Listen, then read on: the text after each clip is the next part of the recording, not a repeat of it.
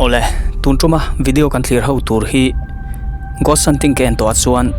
den kala ti ber te sing ami ania helai than hlui hmuna hian mitam takin thilan lo ton thina wangin hemi ta thian ho hi fia turin an kala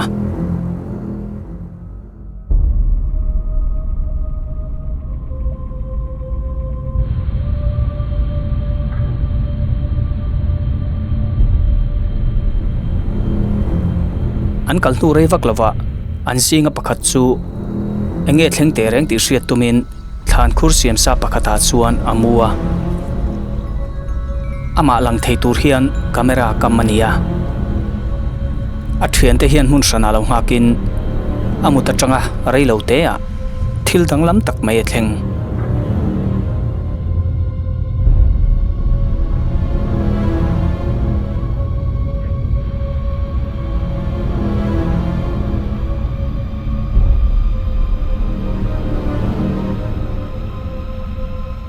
kan muang hian ron pot tu om ni om takin akor hi afan dor dor ane ama po hian hlau hle ti hriat theya rang takin a thian te bula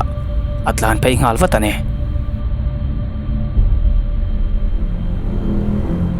a thian te bula chuan thil thlen dan a soi molmola a soi molmol la hian magda umai chu a thian te bula thlen to nu po hian ala ron zuya a ron pot thlole ane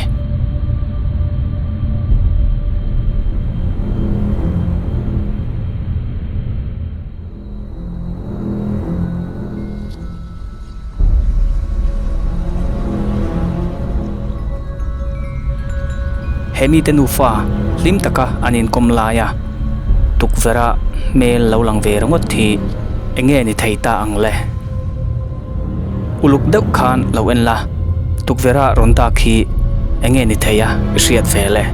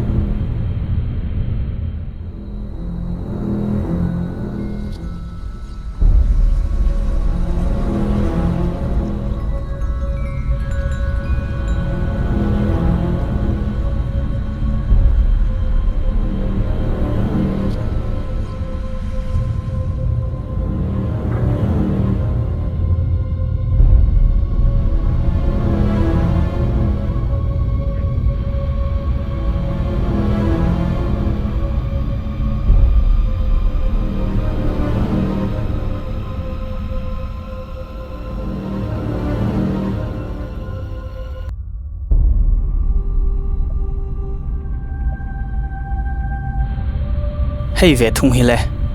hei po hi thil thleng mak tak zong van ni em chokalama thoma hriat awangin en fia turina kala he thil lak fu hi enge ni theita angle lai thian a chun fu zuaya ma se he thil hi second ni khat chung lakin alo bo le manane